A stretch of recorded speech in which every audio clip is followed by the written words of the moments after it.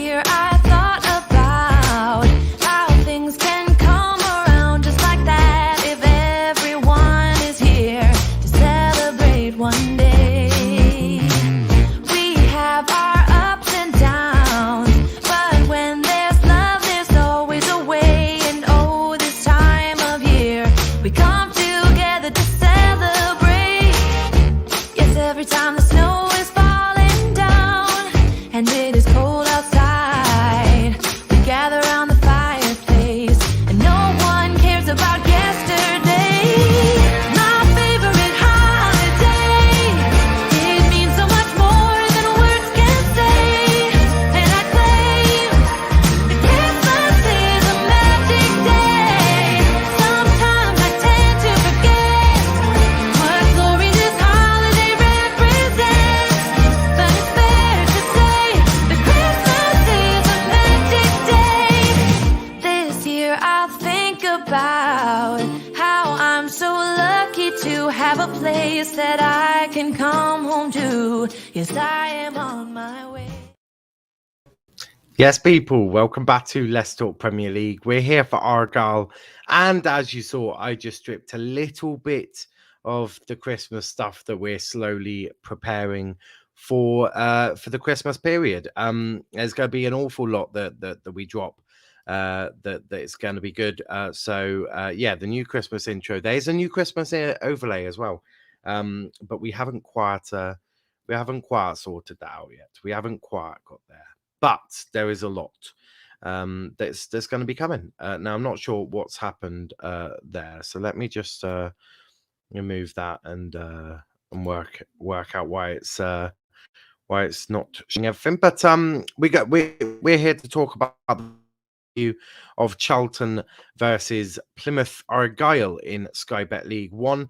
It's an interesting game, and I've gone through a lot of history of Charlton, their current form, everything, the manager we've looked in, and we're going to be looking at all of that, in this stream. But as I say, a few issues at the moment with the PowerPoint we made, which is always a good thing. So I'm going to reload it. Hopefully lag. It could be an almighty shit show if it does. Hopefully so far all good, but get your comments in. Would love to interact with you as we do this. Big up Niall. Well, you know my prediction for this game. Yes, it's actually very similar to my prediction, I believe.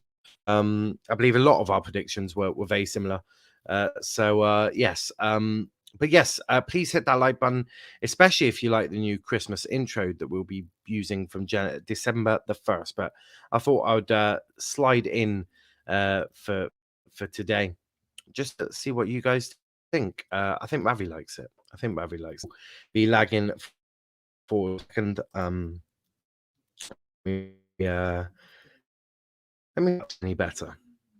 And FNTish, you see, so it would make sense if we used it. I know, shocking. I am lagging like a bitch though, which is always a good start. There we go. That's better. Right, we finally, I think, have got it sorted. There we go. It's all aligned. That's a good start. So let's get straight into it, shall we? Let's get straight into it. And let's have a look at our when I say rivals, our opponents on Saturday. And Chris says, I prefer not to speak. If that's about the Christmas intro, behave is brilliant.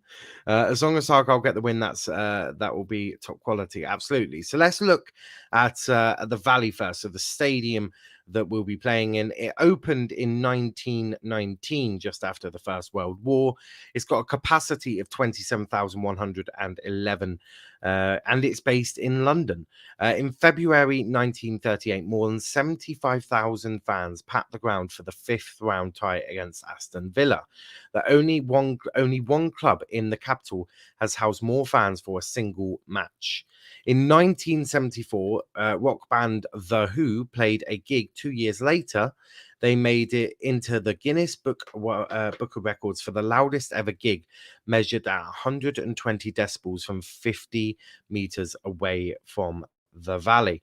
Charlton moved away for 7 years between 1885 and 1992. We'll be talking a little bit more about that in due course. The tune is cheesy, but still works. The tune is cheesy, but find me a Christmas tune that is not cheesy. It can't be done. It simply cannot be done. But what else about Charlton do we know? Well, let's have a little look at their history. They were founded in 1905 by a group of teenagers in East Street, which is now known as Eastmoor Street, which is now also not residential housing. They were a member of the EFL since 1921. Their first match was against arch rivals Exeter City, our arch rivals, against Exeter City, and they won 1-0. Maybe it's about the intro, maybe it's about the predictions. That's where everyone to guess. That's why it's cool now. Thank you, Ravi. Thank you. They won the FA Cup in 1947, beating Burnley 1-0. Chris Duffy was the only scorer of that game. They finished second in the first division in 1935, which, as of current day, is their highest ever finish in the English pyramid system. In 1984, they went into administration. They were renamed Charlton Athletic 1984 Ltd Limited. They were forced to leave the Valley after the EFL, at the time English Football League, criticised the stadium after the Bradford fire. They ground shared with Palace at Selhurst Park. Despite moving away, they were promoted to Division 1, the Premier League, now as second division runners up. So came second in the Championship as of now. They stayed for 4 years before being relegated in 1990. Lenny Lawrence left for Middlesbrough a year later. He was replaced by player managers Alan Kirbishley and Steve Gritt. In 1985, Richard Murray, chairman, appointed Alan Kirbishley as manager, so the sole manager of Charlton Athletic. In 1997-98, they reached the Division 1, which is now the Championship playoff final, against Sunderland, which ended in a 4-4 thriller after extra time. Charlton won that game on 7-6 on penalties. That game was known as arguably one of the most entertaining fixtures ever held at Wembley, which does not surprise me. A Championship playoff final, one of the most entertaining fixtures of Premier League history, of Wembley history. I'm not surprised. They spent 15 years after that in the Premier League before being relegated in 2007. They have never returned back to the Premier League since. They have spent 6 years in League One since 2007. So in the last, let me get my maths right, 14 years, they've spent 6 of them in the SkyBet League One. They've not been lower than SkyBet League One, though, in quite a while. But that's the history of Charlton Athletic. There's a lot more to be said about Charlton, but I also didn't want to prolong this stream for about 5 years, which would be about everything you need to go for all the history of Charlton Athletic. But there's also recent history linking the two clubs, because Ben Purrington currently plays for Charlton Athletic. He's made 64 appearances for Argyle. He made his league debut against Oxford United in SkyBet League 2. He scored his first goal against Port Vale in the first round of the FA Cup. He won PFA Fans Player of the Month of October at Argyle. In January 2017, I believe, he was sold to Rotherham for £300,000. He made 20 appearances for them, scoring no goals. He was frozen out of Rotherham by their current manager, and then he went on loan. He went on loan to AFC Wimbledon, scored no goals. He is a left back, though, so I don't expect him to be banging in goals left, right, and centre. His recent club, obviously, he had a loan spell at Charlton as well before moving permanently there. He has made 83 appearances for Charlton and scored 6 goals. I believe that he joined in 2019 after a successful loan spell, which helped them reach SkyBet Championship. So a little bit of a connection between the two clubs. Ben Purrington is a player I absolutely adored. I loved Ben Purrington. But I think when you get the opportunity of getting £300,000 for quite an unproven player, it only made 64 appearances for Argyle at the time, was then frozen out again by Ward or Ward, or however you pronounce his name, at Rotherham, and then moved to Charlton. So there is history connecting the two clubs at the moment. The next bit I want to look at is Johnny Jackson, who is the manager of Charlton Athletic. He's caretaker at the moment. He took over Nigel Atkins on the 21st of October, if I remember correctly, after the Accrington game, I believe. He's 39 years old. He made 243 appearances for Charlton with 445 appearances in his overall career. This is his first manager role, and it is as caretaker. In the games that he's managed in the league, he's got 3 wins out of 4, which is a bloody good return for a man who's never done this job before. He's unbeaten since taking over from Adkins, as I said, after the Accrington game. Let's look at their recent fixtures, though. Their last game was against Burton Albion, which they won 1-0, but Stockley got sent off after quite an interesting brawl. They played in the FA Cup first round, where they beat Havant and Waterlooville 4-0. If Havant and Waterlooville sounds familiar, they actually played at Anfield against Liverpool, which was quite an interesting game for themselves. They played Rotherham and got a 1-1 draw at home. They beat Doncaster 4-0 before, and the Sunderland one is the wrong way round. They didn't lose to Sunderland. They actually won 1-0. That is a typo from me. But yes, Charlton won 1-0, not lost 1-0. So, as I said, unbeaten in his last 5 games. I don't count the Papa John's Trophy, as everyone knows my opinions on that. But he's got Charlton playing, right? Sorry, I don't know why I've got a tickly nose at the moment, but as I say, he's got Charlton playing. They're playing some decent football, but more importantly, they're getting results. And they're not called Accrington Stanley, by the way. This was rushed, but Charlton's top goal scorers, Jaden Stockley currently leads them with 8 goals, but he is suspended for Saturday's fixture, which could be a bonus to us, because next up is Connor Washington with 3 and Josh Davison also with 3 goals each. So, Stockley proven to be quite an important player for them. Gets them a lot of goals, but he's not going to be available. So they're going to have to find a different way of breaking a pretty formidable defence as well. Only 14 goals conceded in their last 17 games is Argyle. Or is that 15 now? It's 15 because Accrington scored against us. So a decent defence that hasn't been conceding too many goals, and Charlton going to be without their top goal scorer.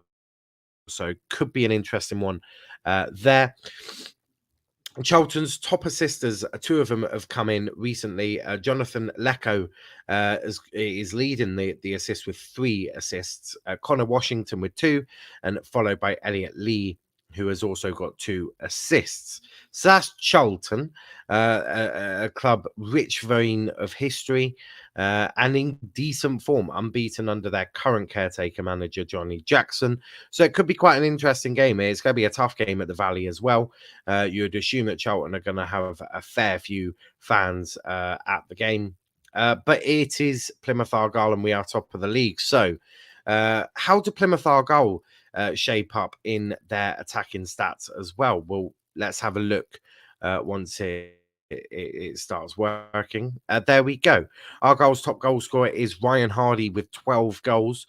Behind him is Luke Jeffcott with 6 goals, and Connor Grant leading, just about leading Ryan Boone with 4 goals. Ryan Hardy has been insane this season. Absolutely insane. But Jeffers has also been very good. Very good. I've been very impressed with Jeffers. He's adding more to his game, which is really good to see. More than just goals, but he's also missed a few games that the Hardy's been able to play. For example, Accrington, Jeffers was with Wales under 21s, so wasn't available to play against play against Accrington. There's been games, I think Sheffield Wednesday he was away. There's been a few games where he's just been away because he's been on international duty. But let's look at our assists, and I've actually had to put 4 Argyle assisters on because they're all joint top assisters for Argyle. All of them on 4 assists, which is mad.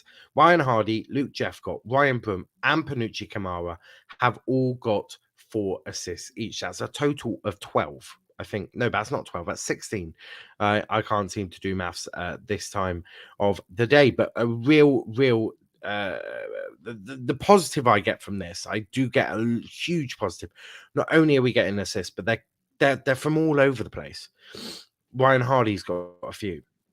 Jeffers, Ryan Broom, Panucci Kamara. There's others as well. You got Connor Grant, right? They're all up there. They're all up there in terms of assists, and that's really pleasing for me. A really decent thing, because if you were overly reliant on one player to get all your assists, and guess what? If that player doesn't turn up, your route of getting a goal seems to be a little bit less, but where you can get your assists from all over the pitch, 2 of which from our midfielders, 2 from up front, Connor Grant on our left hand side, we're getting assists from all over the place, which means that if one player, if Panucci's having a bad game, Ryan Broom can step up, or if Jeffers is having a bad game, Hardy will step up, or the other way around, and that's the key. But also the key part is we play with 2 up front.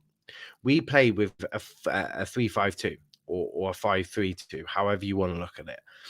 Our wing backs bomb forward as does one of our centre backs, mind you. The way we play is so expansive. It's very much like the best way to describe it is a mix between Liverpool and Chris Wilder when he was in the Championship with Sheffield United, with the overlapping centre back and all of this. The way that we play is such a beautiful way of playing football. It's beautiful, getting the ball on the ground, playing the passing game, taking your chances, being patient, being resilient, doing the same thing week in, week out. No changes. There's no change of system. There's no change of formation. There's no change of style of play. It's all exactly the same. The players know what they're doing. And I think that's the key bit. And whilst you could get found out, you need to change it up a few times. But we do that by changing personnel. Right? If you were to take off Ryan Broom and bring on a Danny Mayer has specifically different attributes to a Ryan Broom. You take off Panucci Kamara, bring on an Adam Mandel. Adam Mandel's so raw, so unknown. That then delivers a different aspect. So we are looking very good all over the pitch. Now, that's not to say that we can't be beaten. Ask Rotherham how they beat us. We can be beaten. But I've also think we've grown in a shit ton of confidence. We are a very confident team right now. And that's even better to see. It's fantastic. I'm not going to talk about any of the transfer rumors because, to be frankly honest, they bore me. No one is leaving. No one will leave in January. I'm almost certain of that. Will we get anyone in? That remains to be seen. Will we get Ryan Broom on a permanent in January? That remains to be seen. Panucci, will he sign a new contract? I bloody hope so. So there's a lot going for the club. Right now, we're playing some really good football. Some of our best players are having some of their best form that we've seen in an Argyle shirt. So it's all working so well. That can change, though. That can certainly change. And I'm not saying that it will, but we will lose at some point. But do I think it'll be this weekend? No, I don't. I think it'll be a tight game, as I said on the FL show on the first XI. If you haven't checked that out, please do so. I said it'll be a tight game. I'm not expecting Argyle to go to a Valley and roll Charlton over. Absolutely not. They pummeled us 6-0 last week. Differences. As I just lag out just a second there. There's a lot going for the club, as I say, but I don't think we're going to roll them over. I don't think it's going to be an easy game for Argyle, but I do see us getting a win. I think it'll be 2-1. Argyle seem to have this fetish at the moment of conceding the one goal every single game, which Cooper has come out and said that he would like to cut that out and stop conceding every game. And regardless of if it's just a one goal, it doesn't really matter. It's still a concede. You're still conceding. It's not an ideal situation. So I do think Charlton will score. I think they'll score first or second? It doesn't really matter. Ideally, we'll go 2-0 up and hopefully we can get them pick up 3 or 4 goals. I don't think it'll be that easy. I think it's going to be a really nervy, really edgy game, but we'll see. We'll see how we do. I do think it'll be a 2-1. If you ask me who's going to score, I think Hardy will definitely be on the score sheet, and I think maybe a Ryan Broom. I think one of our midfielders are more likely to get onto the score sheet as well. Jeffers hopefully will be able to start. Obviously, he's just come back from international duty, as has Brendan Galloway. So hopefully those two will be able to come straight back into the team. But even if they don't, I think Garrick has been very well. Played on Tuesday against Sheffield Wednesday in the FA Cup first round replay. Got a brace for himself. With Ryan Hardy getting the second goal, if I remain correct, if I stand corrected. So I think Ryan Hardy and Ryan Broom, both Ryans will get on the score sheet. Hopefully, I don't really care who scores for them. If they do score, ideally we'll keep a clean sheet. But I'm not hopeful that we will. But even if we don't, as long as we win, I don't care. We're 16 games unbeaten at the moment. We'll make it 17 if we can beat Charlton or just don't lose. And it is away from home against a team that's in good form. So Ace has got banana skin written all over it. But we are top of the league, and these are the games that I expect Argyle to win. Look, Charlton are where they are in the league, and at the moment, that's probably deserved. They've been quite appalling. But as I said, since our new caretaker manager has taken over, Charlton have looked fairly decent. So we've got to respect them as we do with every other team in this league. We will respect everyone from Crewe Alexandra all the way up to Wigan. We have to respect every single team. The other 23 teams have to have the utmost respect for, because this league can bite you on the backside. We know that, right? We know that it can. It's the EFL. The same with the Championship, the same with League Two. You disrespect a team, you're getting a slapping. We had that last season. So it's really going to be an interesting one. It's going to be an interesting one. Devon says, massive game for me tomorrow. My Vancouver Whitecaps are playing Kansas City in the MLS playoffs. It's a knockout match. That'll be an interesting one. That will certainly be an interesting one. Do you respect Doncaster? I respect them on a football level. I don't respect them as a club. So do I... I think we respect them when we get on the pitch in terms of their 11 players, and they could cause damage if they turn up. The turning up bit, that's the difficulty for them, because they never fucking turn up. But yeah, in short, I do respect Doncaster's players. I think Ethan Galbraith is a good player, by the way. Currently on loan for Manchester United, but I do think they've got some talent. I don't think they've got enough talent to stay in the league. But it's not about who we respect. We have to respect everyone within the league. We have to respect, because ultimately, if we don't, we'll get caught out. You will get caught out in this league. This is not like the Premier League, where Chelsea could disrespect Norwich and still batter them. This is the EFL, and any team can beat anyone. Right? It's such a tight league, full of class. And seeing Charlton down in, I think they're 17th last time I checked. Seeing them so far down, but right now on some of the best form in the league, unbeaten in their last 4 under their current manager. 3 wins out of 4. That 9 points out, 10 points out of a possible 12. They've beaten the likes of Sunderland. They've taken a point against Rotherham. So would I be too upset if we just took a point? Probably not, because looking at it, a point, Rotherham only getting a point, Sunderland getting nothing from them. Um, it's not an easy place, and it's away. It's out the Valley. But last season we did have a good record at the Valley, but that's last season. As I said last season, as I've said multiple times, our defence last season was an absolute joke. Will Aimson was pathetic. Keelan Watts was a joke, and I don't even fucking know. Apoku, that man is them three have caused me nightmares. They caused me nightmares. So that's last season. And I keep saying we've got to leave last season sort of at the door. That's last season. We've got to leave that, as I say, at the door. And that's the same with our records. Our record against Charlton last season at the Valley was good. Then we had them in the FA Cup and we beat them at the Valley.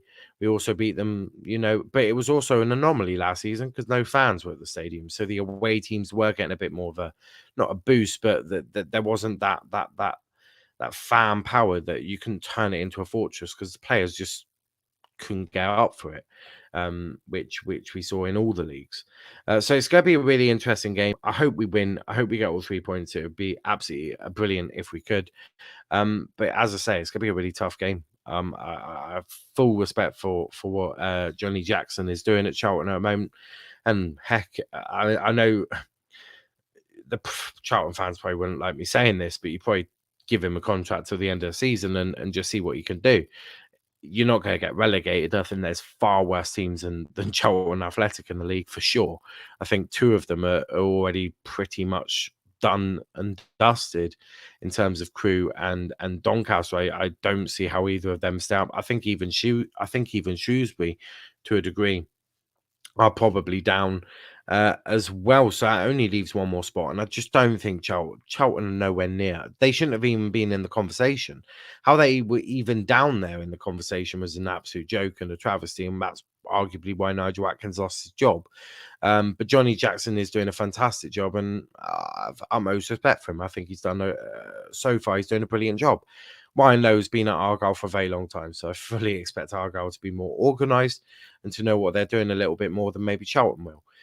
But again, that's not me saying that we should disrespect Charlton, and I know that Ryan Lowe won't, because I know Ryan Lowe makes a point of it that we must respect every team in this league, and that changes never.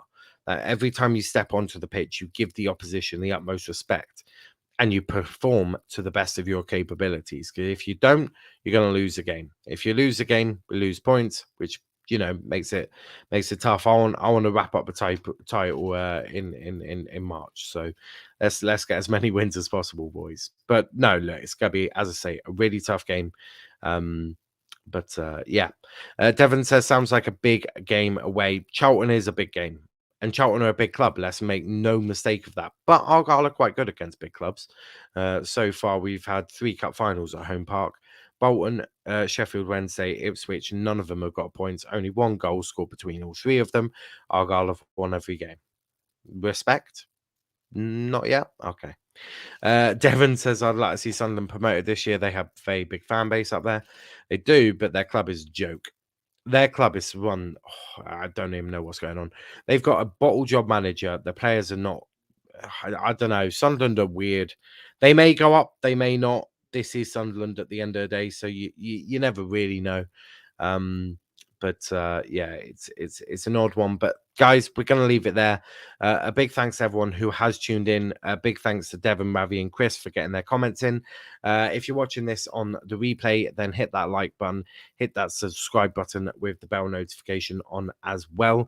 If you're new to the channel, if you're an Argyle fan, make damn sure you do that, because we'll have a match review out Sunday as well, and we preview and review all Argyle games as well. But also, if you're a Premier League fan and you stumbled across this match preview, I hope you've enjoyed it.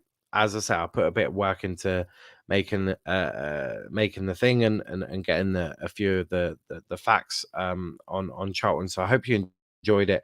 And we cover United, Liverpool, and Chelsea, as well as doing watch-alongs for the Premier League. That being said, we are back at 9 p.m. for the United show, so make sure you tune in for that one. Me, Chris. No, not me and Chris. Me, RJ, Kenny, and Kieran, hopefully for that one. So talking all things Jesse Lingard, Ronaldo, Donny van der Beek, Ole Gunnar Solskjaer, you name it, we're talking about it. So yeah, we're going to be doing that. You're gonna be back for a late show tonight. There's no late show tonight. That is going to be on Sunday nights, which should be a good one. We've also got fan cams coming back on Sunday as well. So if you want to get involved in that, please make sure you do. See you then. If I can, mate. Big ups. I'm liking the haircut, mate. Keep it going. Thank you, Devon. But yeah, we're back at 9. But until then, thanks for watching, guys, and yeah, peace out.